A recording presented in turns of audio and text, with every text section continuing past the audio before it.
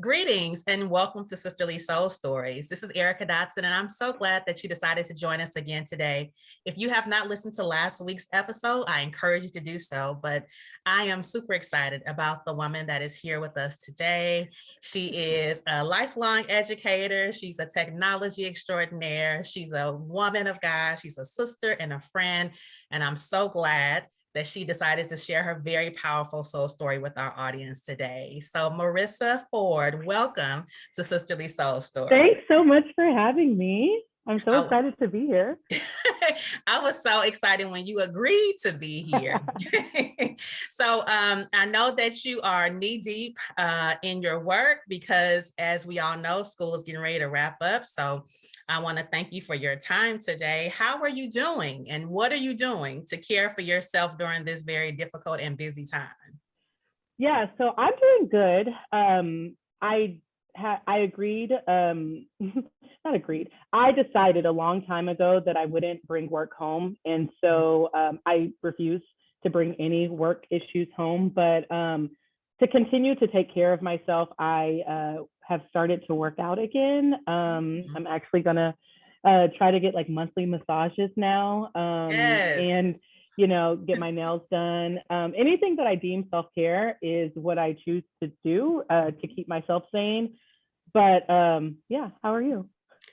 I'm doing okay. And so I would say that my self-care routine was much stronger in the past, but as we roll into summer, because I'm not in schools, but I support schools in my work. So it's been busy for us too. Mm-hmm. But as it begins to slow down, yeah, I'm looking around and trying to figure out ways to up my self-care game. So I even like hearing you say about the massages. I'm like, ooh, it's been way too long. I need one. Yeah. I feel the tightness in my shoulders and my back. But also just looking forward to being outside. Because yeah, your birthday's coming up. So that's exciting. Yeah, and so when I turned 40, it was 2020. We were in the pandemic. I had planned a getaway. Of course, that didn't happen because we were inside. And it seems like every year, because like last year, we thought we were going to be able to, and then the COVID variant sprout up. Snuck up on us again. We weren't able to do anything. So it looks like we'll be able to be outside this summer. Right. Let's hope. Fingers crossed.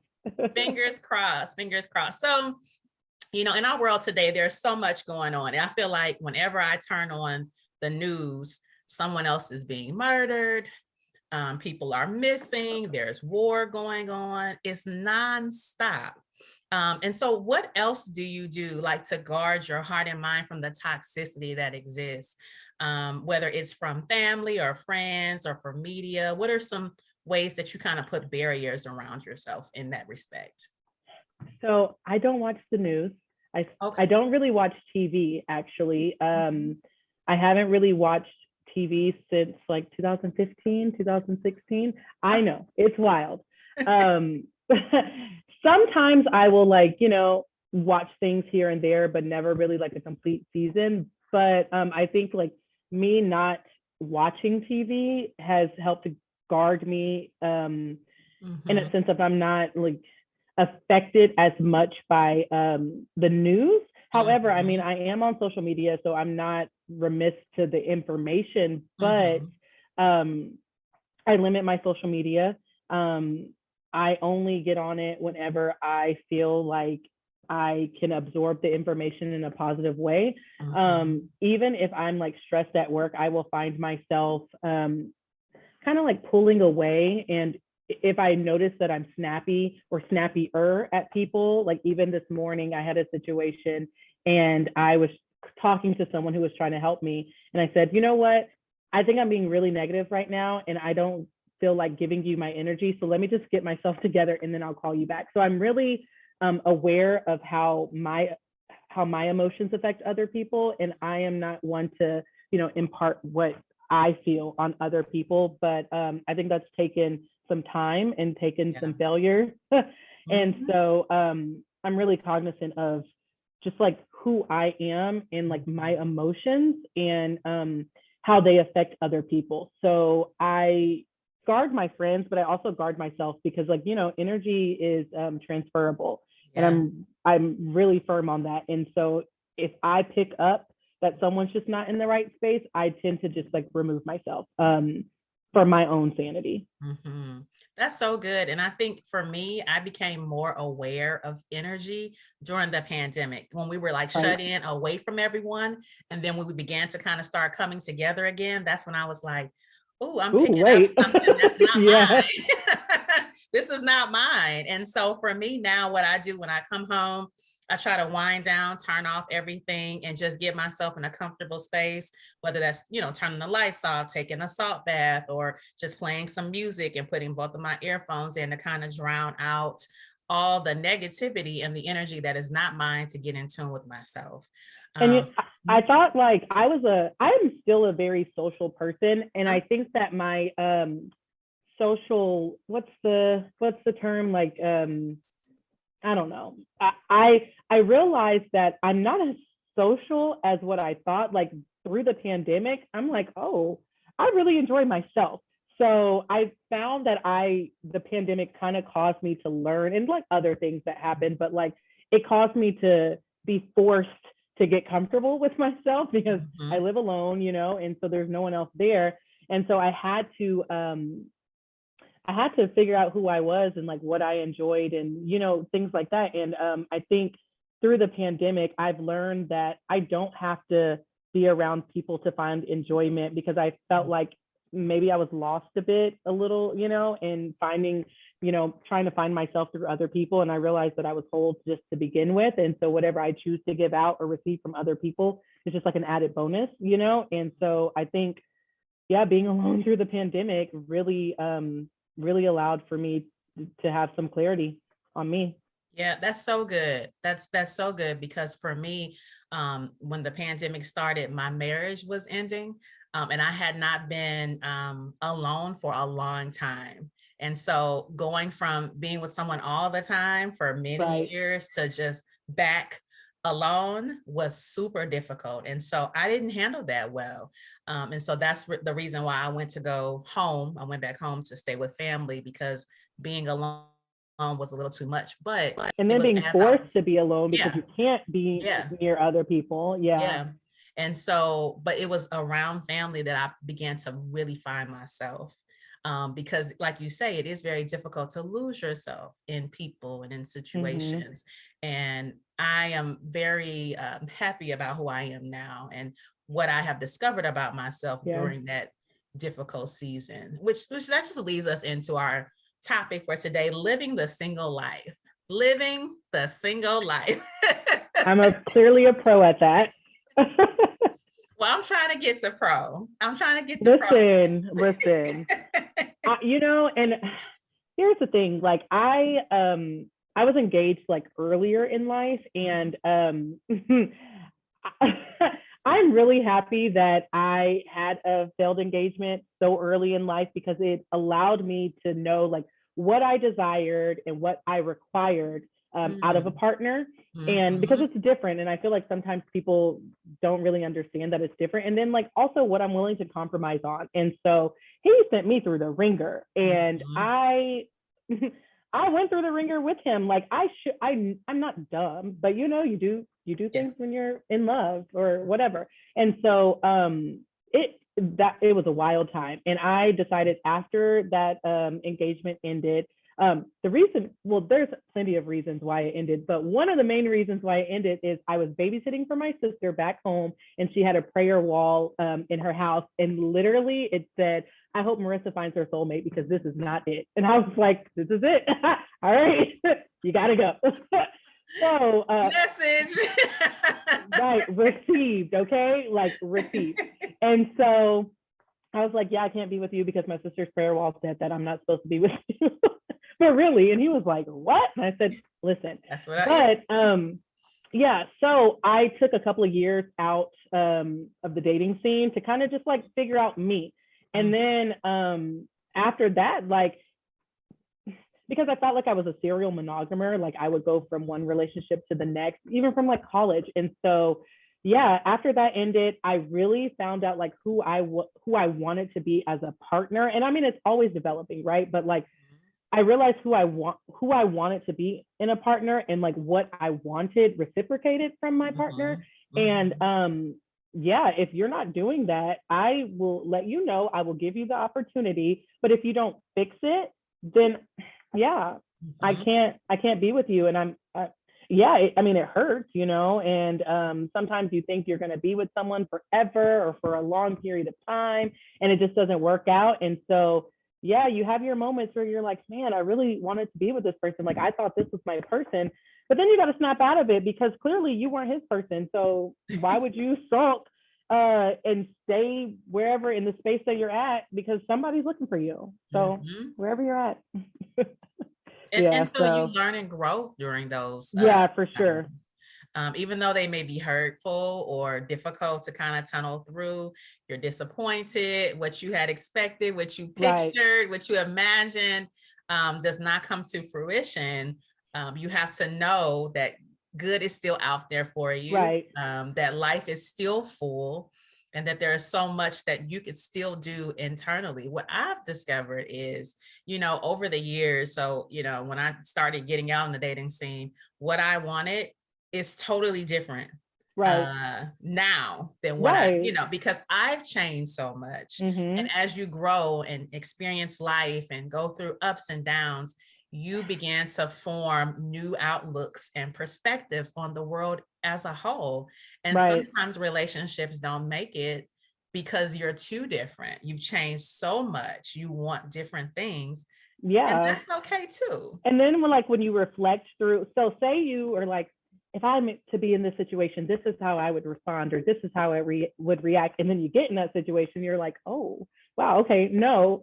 And then you reflect and you're like, this is what I would have wanted my partner to do. And he did not do that for me. So if this happens again, I don't really know if I can like fully trust that you will manage me how I mean, not that I need to be Mm. managed, but like, I know, yeah. support my feelings and my emotions the way that I need from a partner, you know? And Mhm. so it just makes you reevaluate. And I think that sometimes people are like, well, a couple of years ago, this wouldn't have even mattered. Well, yeah, like life happens, things change you. And do you really expect me to be the same person that I was years ago? Like we're supposed to Mhm. be growing together. And yeah, some I people think just become stagnant and complacent. So absolutely. And I think you hit on something there when you talk about things happen, life happens, and you began to change. And so, as I went from married to single, there were things about my life that changed drastically. One was that,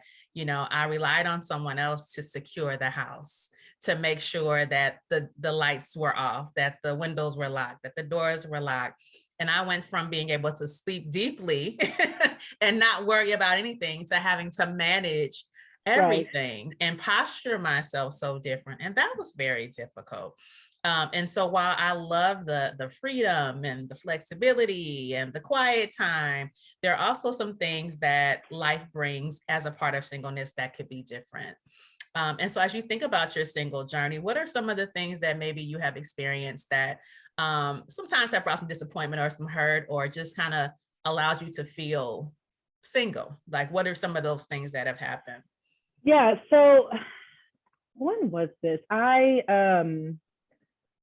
want to say it was like last October. So we're still in like the thick of um COVID, you know? Mhm, And I reconnected with an ex, and yeah, so we actually we reconnected for like a weekend, and I always had like an irregular cycle, and I never really knew why I had an irregular cycle, but I didn't think anything of it like whenever I didn't have a cycle. And I was like, oh, okay, I mhm. made it another month, or oh man, I didn't have to worry about it this month. Like Yeah. amazing, right? Because I was on birth control and I took a plan B just in case, because I was not playing no games, you know? Yeah. Uh-huh. And so I remember I had planned my best friend's baby shower, and we were preparing the night before, and I was like, y'all, I'm so tired. Like I've just been sleeping all day. Like, I don't know, I just have no energy, yada, yada, yada. A Mhm, week goes by and she gets COVID, and she tells us, hey, you guys might want to get tested for COVID, tell your jobs, whatever. So I am quarantining because I was with her unmasked for, hours. And so I'm quarantining and I am ordering my groceries. I went to go take a test and I was like, ooh, I really want to run into the store to get something, but I don't know. Anyways, I was waiting in the car to figure out what decision I was going to make because I had symptoms. Like I was tired, I was fatigued, I was nauseous, like all of it, right?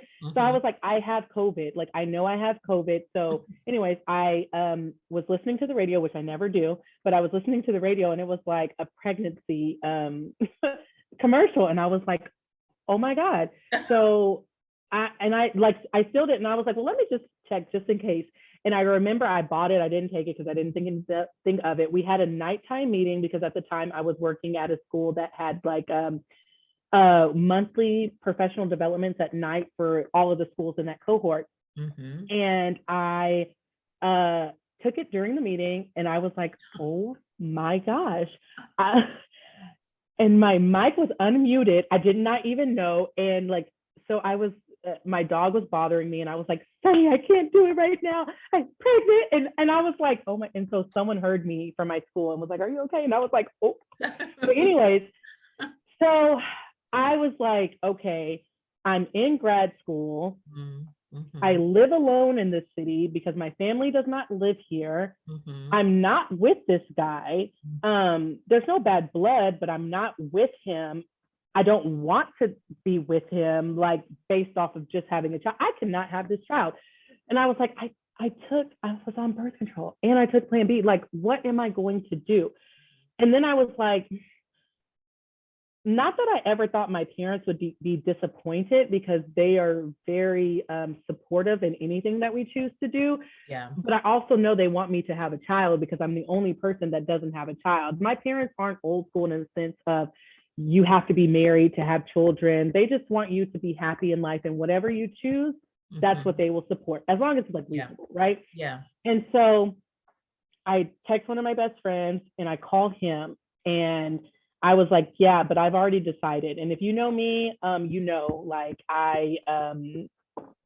it's just not gonna, once I've made up my mind, I've made up my mind, right? And so, yeah, so I put the plans in place. I decided that I was going to terminate the pregnancy that I had because I just was not in the right mind. Like I was like, I'm gonna be a single mom. Like I'm trying to get a new job. I'm trying to graduate from grad school. There's just a lot of things that are happening. And I felt like I tried to protect myself from this happening. And so I was like, why me? Like before this, and also if you know me, I never wanted kids, like ever. And then the past couple of years, I was like, well, if my partner wants a child, I will, compromise and have a child. It's not that I don't think that I would be a good mom, but I just don't see that my life would be less fulfilled if I didn't have a child. So I was like, yeah, not right now. Like, I'm not doing it. And so then I go to my doctor, I go to the clinic, which is an experience in itself. But, and then I go to have the procedure and I can't have it. And they're like, and I'm like, wait, why can't I have it? And so they're like, well, we can't find your cervix. And I was like, okay, like, what do you mean you can't find it? And they're like, yeah, we can't find your cervix because your uterus, nothing is dilating, like it's not opening up. There's masses on your uterus and your cervix. And I was like, what do you mean? They're like, well, I don't know, go back to your doctor and whatever. So I set an appointment. Well, mind you, so I couldn't have the procedure, but then I ended up miscarrying for like 3 months straight. So I don't know if anyone has ever, like, if any of your listeners have ever miscarried, but like it is the most traumatic experience. And I am not mourning a child that I didn't necessarily prepare for, but it was so taxing on my body. Like I had to go to the doctor every week to check my my levels for my HCG levels. I had to get blood transfusions. I had to get on iron. I had to, like, there was so much that I had to do because my body was essentially rejecting foreign, objects. But I also couldn't have a DNC because that's still an abortion, but I can't have it because you can't find, my reproductive system because there's these masses. So I couldn't even address the masses because I was just trying to make sure, my doctor was trying to make sure that I didn't have like an infection. And so like literally I would have to tell my principal at the time, like, I need to take a nap every other hour at work. I couldn't function. I would pass out sometimes. Like, it was the most traumatic experience. And so then on top of that, I had to figure out what was going on with my body. And then I realized that I had tumors, and they were the size of like small melons. And it was completely covered. My uterus was completely covered in them. So then I had to prepare for a couple of months to have surgery. I ended up having it in June, and I thought I had one. I ended up having three. And she was like, yeah, I completely had to reconstruct your uterus. So before, there was a high possibility based off of where they were that I could have had to have a hysterectomy. And the thought of, like, because I never thought I wanted to have kids, but it was always my decision, like my choice, my body, right? Yeah.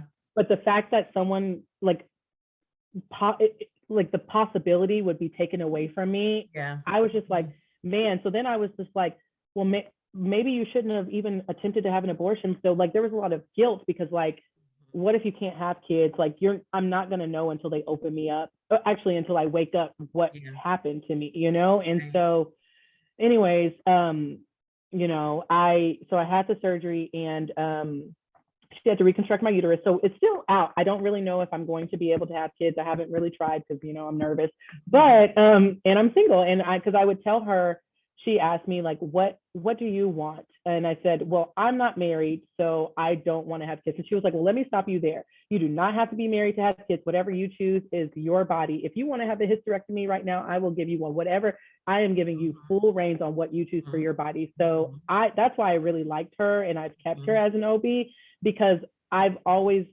no one has ever really given me that option before, because I found a new one. So anyways, she was able to reconstruct it. And even just like the healing process after that was strenuous, because it's, I kind of like relate it to having a C-section, but without a baby, because you have the same scar. It's from hip to hip essentially. And so going through that. And then also I felt like I had to like, not that I had to go through it alone, but I also felt like none of my friends outside of one kind of like understood what I was going through. And some of my friends would be like, well, you don't want kids anyways. And I'm like, yeah, but like, that's a little insensitive to say, because I didn't want them, but like, I also had the choice to not have them. And now like the choice is maybe being stripped away from me. And so, and then I also felt like during that time, like I knew I wasn't going to most likely be with the partner that I was with, that I, conceived with. And then I felt kind of like less of a woman, in a sense, that like for months, I didn't know if I was going to be able to like have kids or not. Not that I even really wanted them, but like, still the choice. And I kind of felt like a lot of men want kids, like, and I already really didn't want them, but I was like willing to compromise.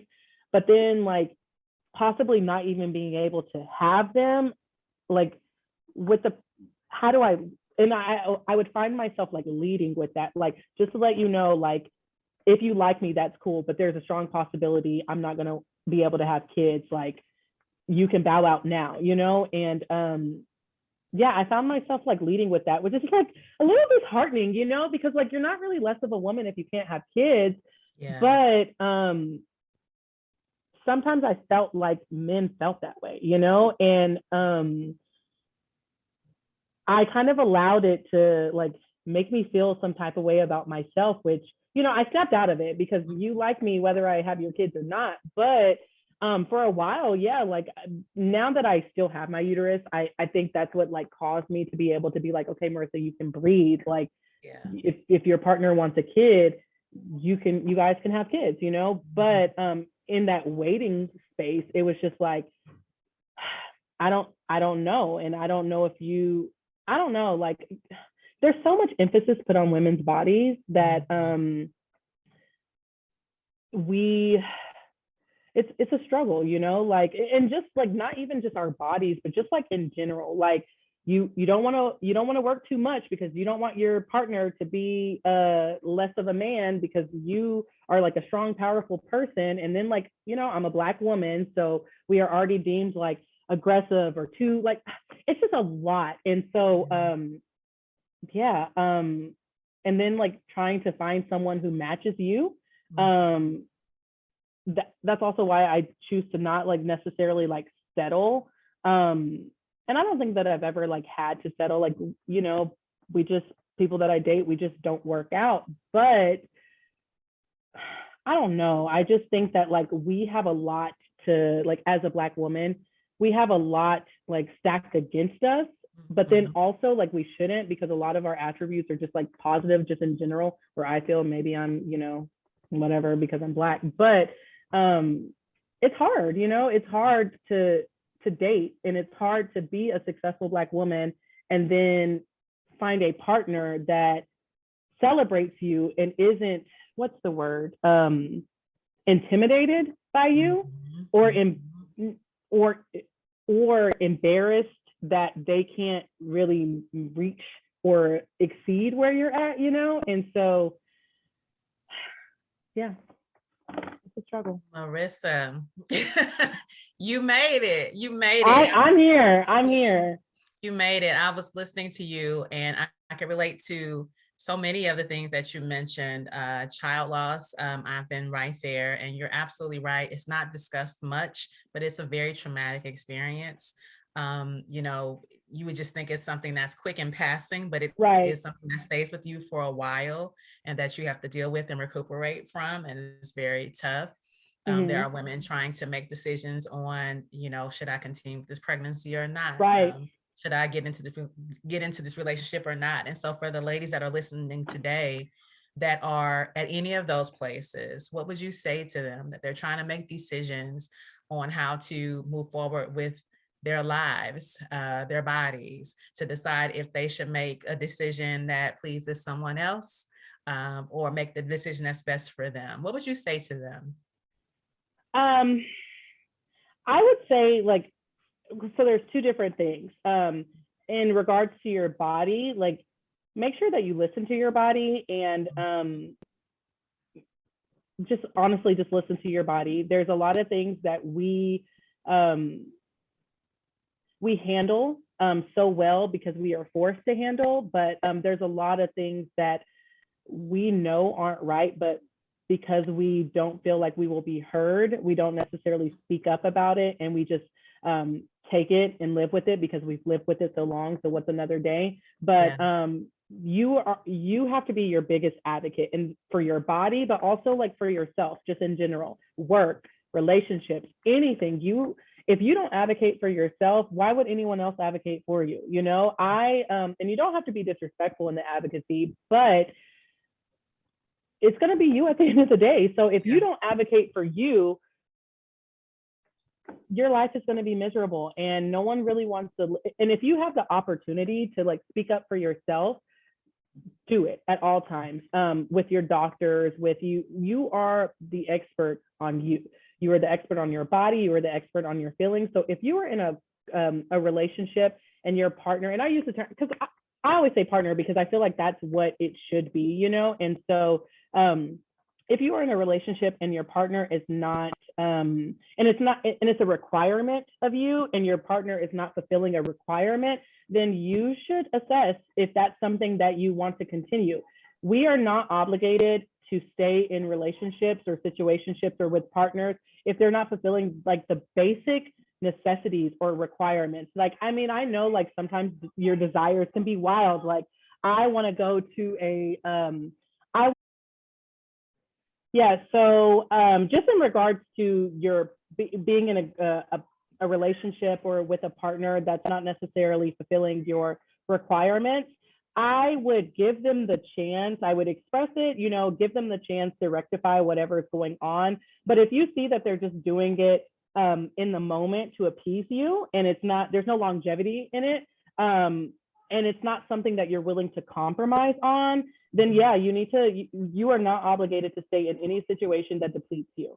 Whether you have kids or not. I feel like a lot of times, and I feel like even with my parents, they probably stayed longer because they had kids, because they had us. And so kids are resilient. And I know sometimes that it has like a negative connotation, but kids will benefit more from being in a situation that is happy versus being in a situation just because you stayed for them.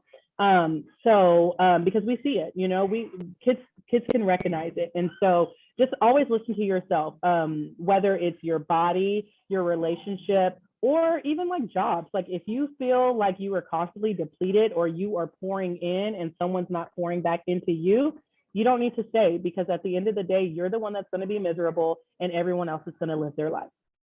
Yeah. Such excellent advice, Marissa. As we're closing this interview, which I hate to do because I could talk to you for hours and hours. Okay, money long. I'm going to have you back to talk more about this, but let's just as we close, what did you do? What did you hold on to? How did you make it through these difficult moments as a single woman? And you talked about maybe sometimes the friends weren't able to really sympathize and understand. How did you keep yourself calm and focused and zen as you went through this difficulty? Yeah, so I found that it was really hard for me to express what I was going through because I didn't really know what I was going through. And so I did lean on my friends and I leaned on my family, but also my faith just in general, because I just feel like that's how I was raised. And it's intuitive for me to just call on, and I think that I kind of like envisioned it as a test, like, I know that I was strong, and it was just something else that I would be able to overcome and be able to like use my voice and my testimony to like help other people. And so that's why I'm always so like big on, hey, did your doctor make sure your doctor does this, or make sure your doctor does this, or just because I feel like again, you are your biggest advocate, and I didn't necessarily do that on the medical side before, because I thought they were the expert, and so yeah, I just think that like knowing that it was like a test that I knew that I couldn't fail, and just figuring out like how to live through it, but not necessarily just like live through it, but like grow through it. And then how can I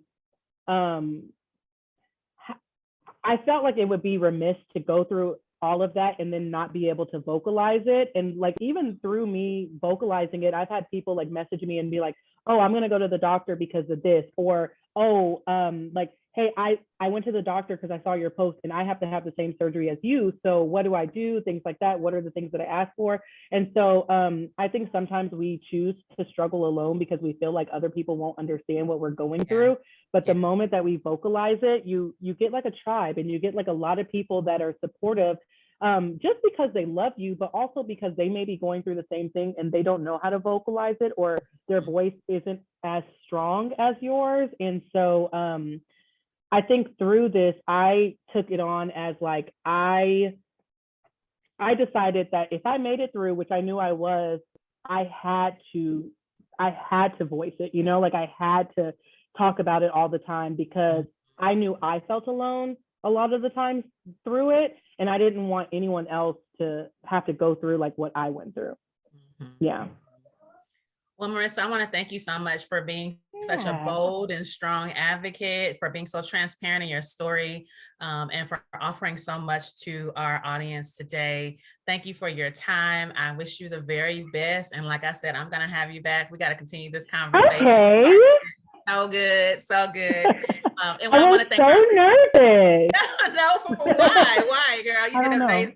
And I want to thank our audience today for tuning in. Thank you so much. I hope that something was said today that you gleaned insight or inspiration from. Please continue to support the podcast on Google, Spotify, or Apple platforms, and right here on Facebook or YouTube. Have a wonderful day. Bye, guys.